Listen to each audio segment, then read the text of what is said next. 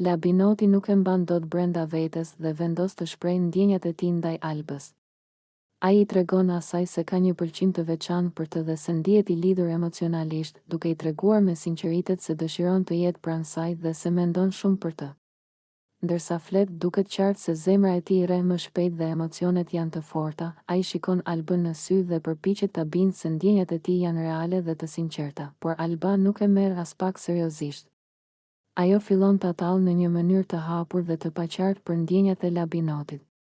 Me një buzëqeshje të ftohtë dhe një ton sfidues, I thotë se nuk ndjen asgjë për të dhe e nxit të largohet. Duke I bërë të qartë se nuk ka asnjë ndjenjë të ngjashme për Labinotin.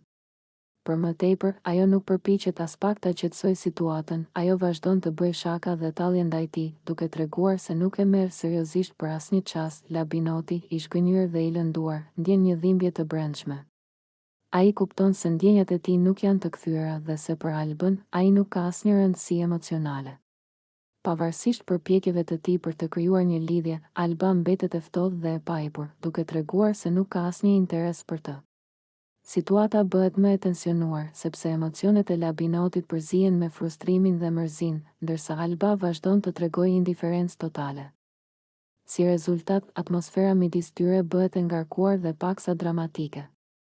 Publiku dhe banorët e tjerë ndjejnë tensionin e momentit, pasi shohin një situatë ku ndjenjat e dikujt përzihen me indiferencën dhe talljen e tjetrit.